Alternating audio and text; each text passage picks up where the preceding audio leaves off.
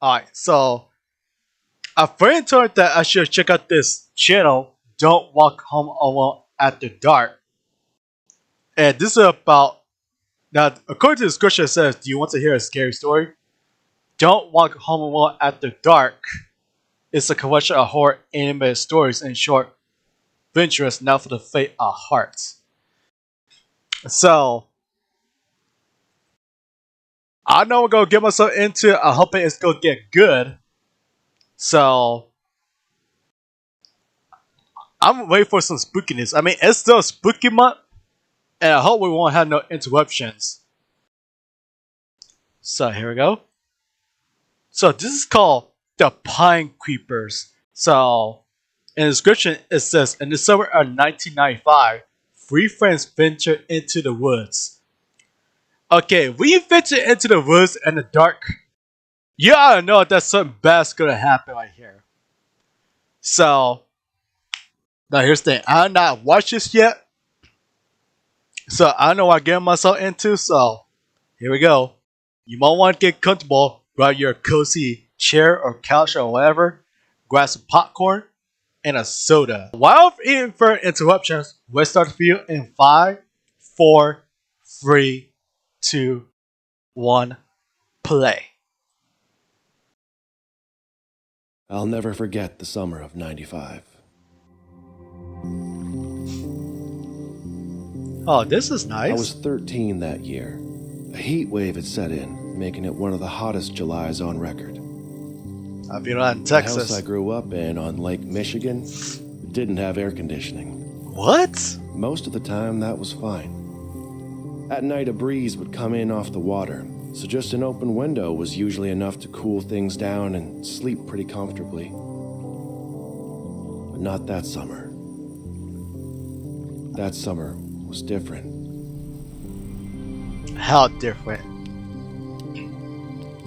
Some of my friends and I had taken to camping outside to try and escape the heat.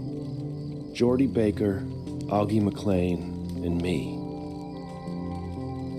I don't know if it really made all that much difference.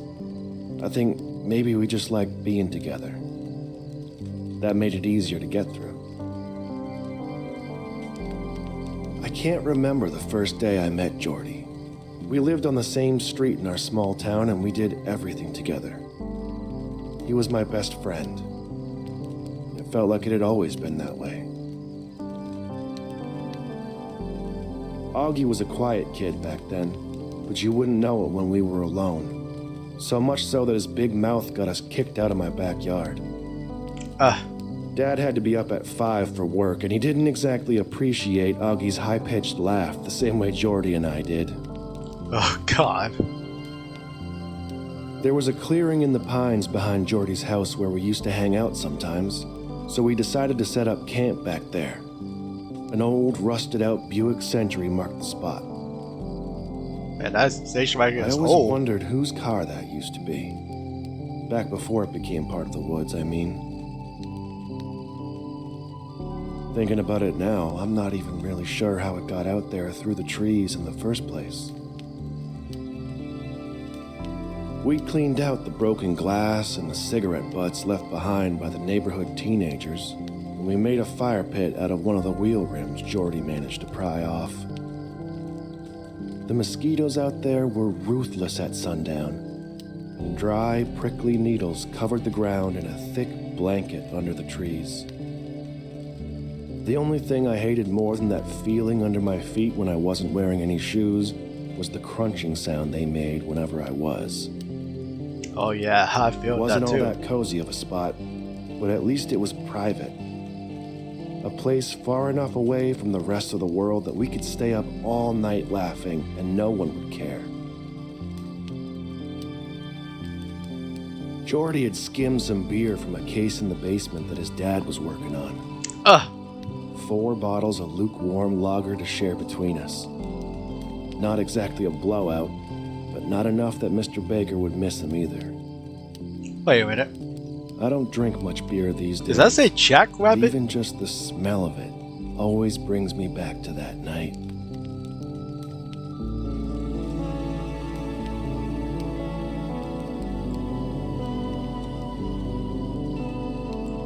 Oh, it's getting real dark. That's not good. Because you know what's going to happen when it gets real The dark. hours slipped past as we stoked the fire, talking about nothing in particular. That half a sip of beer must have gone right to Augie's head as he called it a night pretty early on without even finishing one bottle. We didn't mind. More for us. At some point, Jordy brought up what happened to Pike Lister.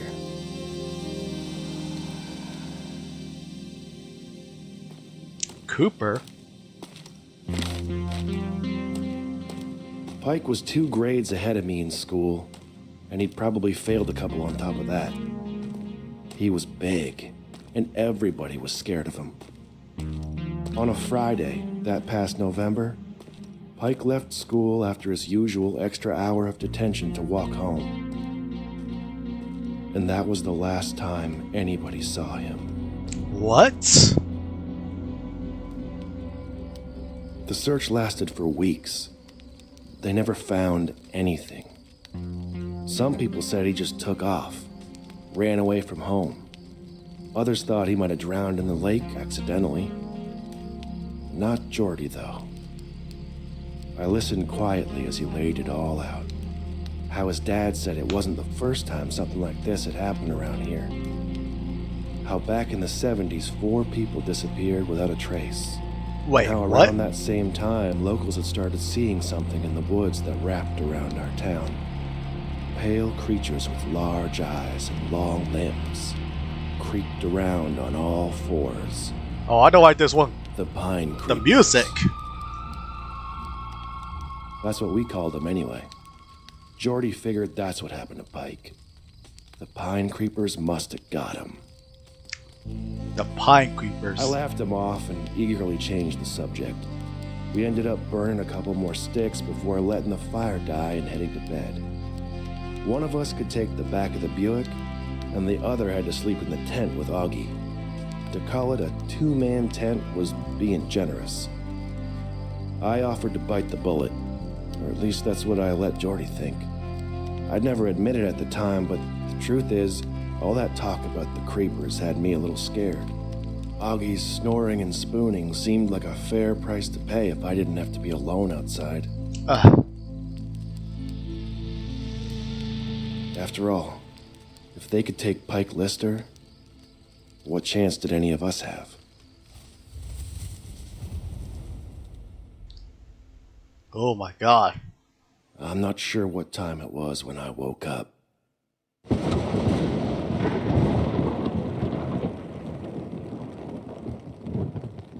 It was still dark out, and I could hear rain coming down outside. For the first few minutes, I just laid there, listening to the steady sound of the drops against the tent. It wasn't long before I realized that beer had gone right through me, and I wasn't going to be able to hold it.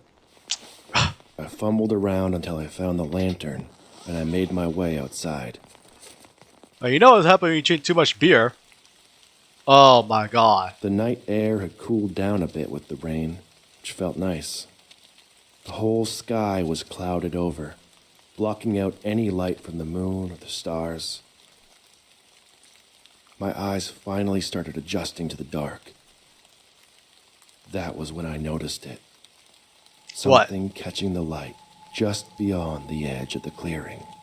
What is it? Dim, reflective shine that flickered as I moved the lantern. It took me a second to realize what I was looking at. Eyes What the f? watching me. It was hard to see much of what those eyes belonged to. Wait. I knew what they were. Pine. Oh.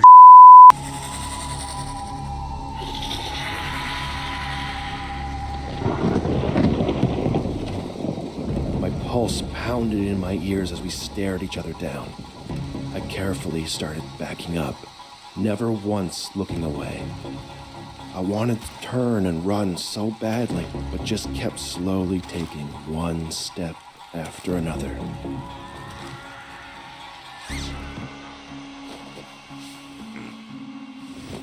I got back into the tent as quickly as I could without making much noise. Why you get back in the tent? Maybe if I was quiet enough, those things would move along.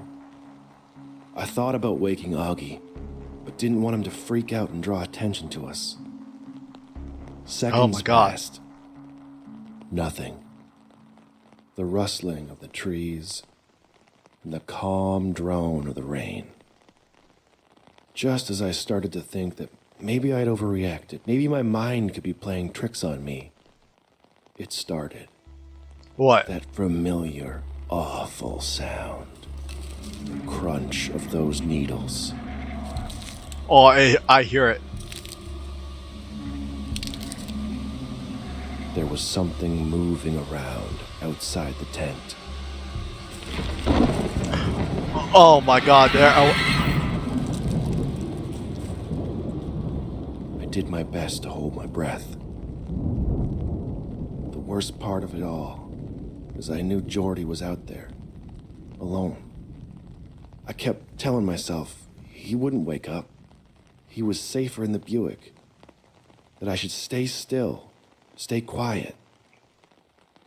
I laid there, and I kept listening for what felt like forever. I was too scared to do anything else. I never woke up Augie. I never called out to Jordy. I never did anything.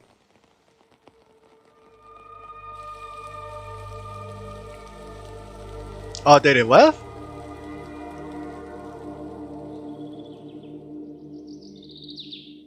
The hours passed, and I must have fallen asleep for a few minutes because the next thing I knew, the birds had suddenly started chirping, and even from inside the tent, I could tell it was getting light out. I gathered any bit of courage I had, threw the sleeping bag off, and gave Augie a shove. I climbed out of the tent first, but he wasn't far behind me. Part of me believed that the pine creepers were still out there, just waiting for me to slip up. When I saw the Buick, I got this awful feeling in the pit of my stomach. Oh my It was god. empty. Jordy was just gone. On the way back to his house, I kept telling myself, we'll find him there. He just got up early and he wanted the comfort of his own bed. He wasn't there. We waited day, but he never came home. By the evening, our whole town was in a frenzy looking for him. I never told anybody about what I saw that night. Not even Augie. Nobody would believe me anyway. I've played it over and over in my head. I'll never forget the summer of '95. That was the year Jordy Baker went missing. Holy crap.